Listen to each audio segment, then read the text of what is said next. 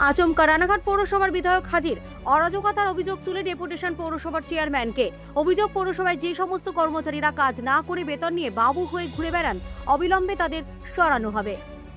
400 স্টাফকে সরাতে হবে। যে স্টাফগুলো বাবু স্টাফ, যারা কাজ করে না এমনি পয়সা নিয়ে যায়। এগুলো দাবি দেওয়া আমাদের কাছে পেশ করেছে। অল্প বৃষ্টি বা অতিবৃষ্টিতে রানাঘাট শহরের জলযন্ত্রণায় ভুগতে হয় সাধারণ মানুষকে। পুরসভার 11 নম্বর ওয়ার্ড তথা শরৎপল্লী এলাকার নয়নজুলি নিকাশি নালায় জল আটকে ভোগান্তির শিকার হয় বহু মানুষ।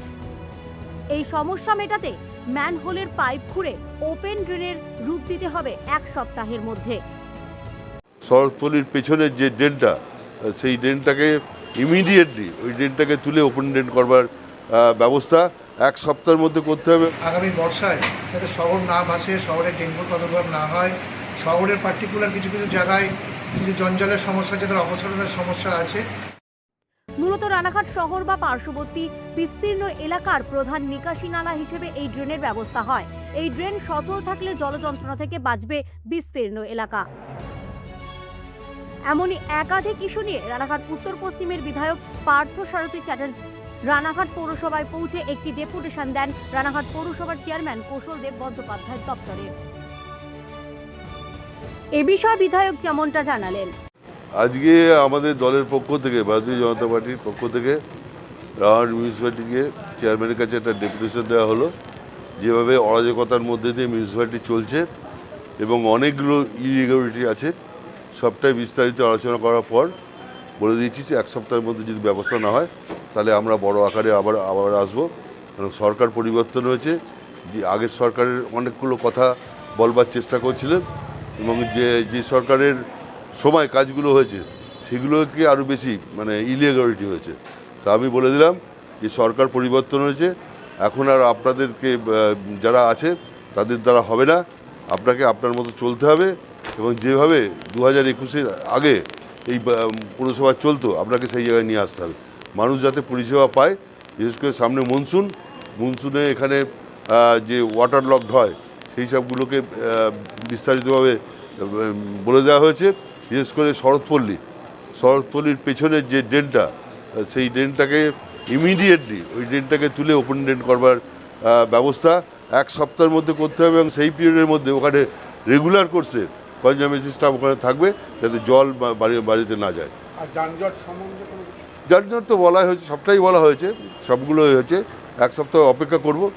আমরা বলেছি লিখিতভাবে অস্থায়ী কর্মচারী কোথায় আছে। আমরা একটা দেওয়া হয়েছিল 109 কনজারভেন্সিতে এবং পিডব্লিউডিতে 57 জন। তো কাজ ওয়ার্কলোড একটু বেড়েছে, কিন্তু তার মানে সে 783 হয়ে যায়নি। এই 783 থেকে কমিয়ে অন্তত 383 করে 400 স্টাফকে সরাতে হবে।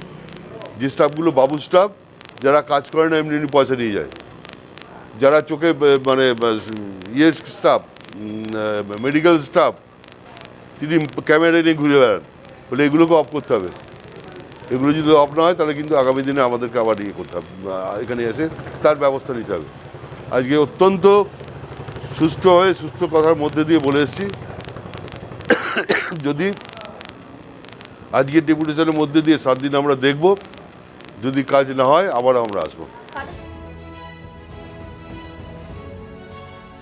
ডেপুটেশনের মান্যতা দিয়ে চেয়ারম্যান জানান, আজকে রানাঘাট ভারতীয় জনতা পার্টি রানাঘাট উত্তর পশ্চিম মণ্ডল 6-এর পক্ষ থেকে এরা শহরের বিভিন্ন সমস্যা নিয়ে বা সমাধানের উদ্দেশ্য নিয়েই ডেপুটেশনে এসেছিলেন।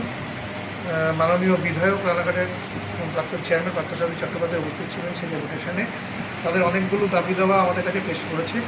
সেই দাবি দেওয়ার যেগুলো দিয়েছেন, সঠিক দাবি দেওয়াই তিনি পেশ করেছেন। রানাঘাট শহরের আগামী বর্ষায় যাতে শহর না ভাসে, শহরে ডেঙ্গুর প্রাদুর্ভাব না হয়, শহরের পার্টিকুলার কিছু কিছু জায়গায় কিছু জঞ্জালের সমস্যা, যাদের অপসারণের সমস্যা আছে, সেই সমস্ত ব্যাপারগুলো নিয়েই তারা আমাদের আজকে টোটোর সমস্যা, যানজটের সমস্যার সঙ্গে আছে, সেগুলো নিয়েও একটা খোলামেলা খুব পজিটিভ আলোচনা হয়েছে।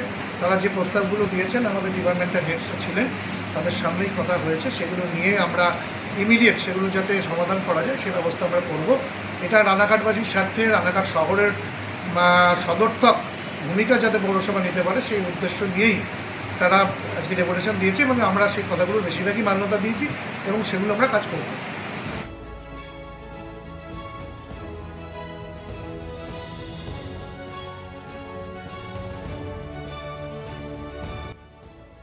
ব্যুরো রিপোর্ট, বর্তমান ভারত।